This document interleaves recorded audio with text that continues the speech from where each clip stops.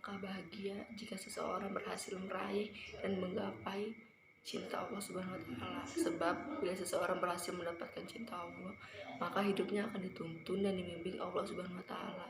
Allah membimbing penglihatannya tatkala dirinya melihat, Allah membimbing pendengarannya manakala ia mendengarkan. Sesungguhnya Allah Subhanahu wa taala berfirman, siapa saja yang memusuhi kekasih-kekasihku, niscaya aku mengumumkan perang kepadanya, dan tidaklah seorang hambaku terus berusaha mendekatkan diri kepadaku dengan sesuatu yang lebih aku cintai dibandingkan melaksanakan apa yang aku wajibkan kepadanya. Dan tidaklah seorang hambaku terus mendekatkan diri kepadaku dengan ibadah nawafil sunnah. Dan tidaklah seorang hambaku terus mendekatkan diri kepadaku dengan ibadah nawafil sunnah hingga aku mencintainya. Jika aku telah mencintainya, maka aku akan menjadi pendengar yang dengannya ia mendengar, dan aku akan menjadi penglihatannya yang dengannya ia melihat, dan aku akan menjadi tangannya yang dengannya ia menggenggam, dan aku akan menjadi kakinya yang dengannya ia berjalan. Dan jika ia meminta kepadaku, niscaya aku akan memberinya, dan seandainya ia meminta pertolongan kepadaku, niscaya aku menolongnya. HR Imam Bukhari. Sebaliknya, betapa menyakitkan jika seseorang merasa mencintai dan dicintai oleh Allah, akan tetapi cintanya hanya bertepuk sebelah tangan. Ia merasa mendapatkan kecintaan Allah, akan tetapi sebenarnya ia tidak mendapatkan kecintaan dari Allah. Betapa banyak orang yang sibuk mengerjakan perbuatan-perbuatan tertentu untuk mendapatkan kecintaan dari Allah. Ada di antara manusia yang menyendiri di tengah hutan, jarang makan minum, bahkan mandi. Menjauhi anak istrinya dan sanak keluarga. Ia beranggapan bahwa dengan cara ini ia akan mendapatkan kecintaan dari Allah. Kita juga dapat menyaksikan ada di antara manusia yang melakukan ritual-ritual tertentu untuk mendapatkan kecintaan dari Allah. Ada yang berupa 3 hari 3 malam tanpa putus-putus, bahkan ada yang sampai 40 hari 40 malam.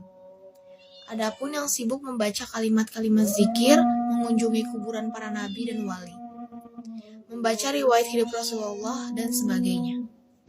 Akan tetapi, apakah dengan cara-cara seperti itu mereka akan mendapatkan kecintaan dari Allah Subhanahu wa taala? Lalu, bagaimana cara meraih dan menggapai cinta Allah Subhanahu wa taala agar tidak bertepuk sebelah tangan dan tidak hanya sebatas merasa mencintai Allah Subhanahu wa taala, namun Allah tidak memberikannya cintanya? Allah telah memberikannya petunjuk yang sangat jelas bagaimana cara mendapatkan cintanya. Allah Subhanahu wa taala berfirman, A'udzubillahi minasyaitonirrajim. Bismillahirrahmanirrahim. Qul in kuntum tuhibbunallaha fattabi'uni yuhibbukumullah wa yaghfir lakum dzunubakum wallahu ghafurur rahim. Katakanlah, jika kamu benar-benar mencintai Allah Subhanahu wa taala, ikutilah aku. Niscaya Allah akan mengasihi dan mengampuni dosa-dosamu. Allah Maha Pengasih lagi Maha Penyayang. Quran Surat Al-Imran ayat 31. Ibnu Katsir dalam tafsir Ibnu Katsir menyatakan ayat ini merupakan pemutus atas siapa saja yang mengaku mencintai Allah Subhanahu wa taala. Namun, ia tidak berjalan di atas jalan Nabi Muhammad SAW. Maka ia pendusta dalam pengakuannya, hingga ia mengikuti syariat Nabi dan dia nabawi di dalam seluruh perkataan dan perbuatannya. Imam Ibnu Katsir, Tafsir Al-Quran Al-Adim, Quran Surat 3 ayat 31, Rasulullah SAW bersabda, Man amila amalan laisa alaihi amruna fahuwa radun. Barang siapa mengerjakan suatu perbuatan yang tidak kami perintahkan, maka perbuatan itu tertolak. Imam Hasan al-Basri pernah berkata, "Za'am qaumi anhum yahbunallah fattaba'ahumullah fahdal aida faqul kul in kuntum tuhibbunallah fattabi'uni yuhibbukumullah." Yang artinya, ada suatu kaum merasa bahwa mereka telah mencintai Allah Shallallahu Alaihi Wasallam. Lalu Allah Shallallahu Alaihi Wasallam menguji mereka dengan firman-Nya, "Katakanlah, jika kamu benar-benar mencintai Allah, ikutilah aku. Niscaya Allah mengasihi dan mengampuni dosa-dosamu. Allah Maha Pengampun lagi Maha Penyayang." Ali Imran ayat 31. Imam Ibnu Abi Hatim meriwayatkan sebuah hadis dari Aisyah bahwa Rasulullah SAW pernah bersabda, "Wahalitayyinu ilhubu wal buhudu kullallah ta'ala kul in kuntum rahibunallah tabi'uni yuhibbukumul muttaqa kul abazurat abadalla al-hada munkarul hadiyas." Yang artinya, bukankah agama ini adalah cinta dan benci karena Allah? Allah SAW pernah berfirman, "Jika kalian benar-benar mencintai Allah, ikutilah aku. Niscaya Allah akan mencintai kalian." Abu Zahar pernah berkata, "Abdul ala adalah mungkaratul hadis." Imam Al-Hakim menyatakan hadis ini syahih menurut syarat Imam Bukhari dan Muslim. Jika seseorang ingin meraih dan mendapatkan kecintaan dari Allah Subhanahu wa Ta'ala, ia mesti berbuat dan berperilaku sesuai dengan syariat Islam. Jika seseorang belajar sesuai dengan syariat Nabi Muhammad SAW, niscaya ia dicintai Allah Subhanahu wa Ta'ala. Sebaliknya, meskipun seseorang merasa mencintai dan dicintai Allah Subhanahu wa Ta'ala, namun dia tidak akan mendapatkan kecintaannya dari Allah Subhanahu wa Ta'ala selama tidak berjalan sesuai dengan syariat Nabi Muhammad SAW. Satu-satunya cara agar seseorang mendapatkan kecintaan dari Allah Subhanahu wa Ta'ala adalah selalu menjaga keimanan dan berbuat sesuai dengan syariat agama Islam.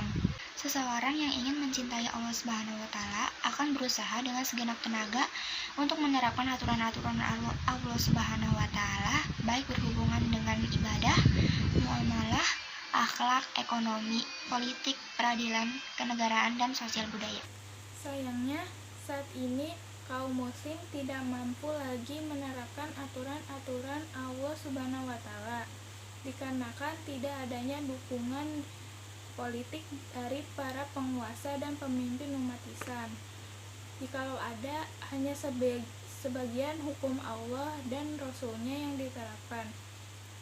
Sebagian besar syariat Islam ditelantarkan, bahkan dimusuhi oleh penguasa-penguasa dolim dan antek-anteknya.